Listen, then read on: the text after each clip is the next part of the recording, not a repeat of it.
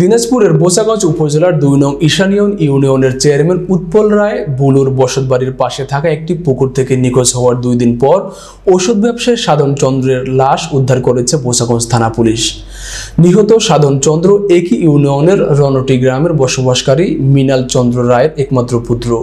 ২৫ June বুধবার সকালে স্থানীয়রা পুকুরে লাশ ভাসমান অবস্থায় দেখতে পেয়ে স্থানীয় থানা পুলিশকে খবর দেয়। খবর পেয়ে বোচাগঞ্জ থানার পুলিশ ও সিআইডির একটি টিম ঘটনাস্থলে এসে লাশ উদ্ধার করে। পরিবার সূত্রে জানা গেছে, নিহত সাধক চন্দ্র রায় স্থানীয় বাজারে ওষুধের ব্যবসা করতেন।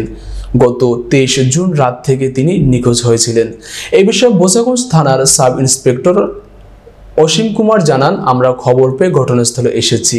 মরদেহটি পুকুরে ভাসমান অবস্থায় ছিল, তার পরিচয় শনাক্ত করা হয়েছে।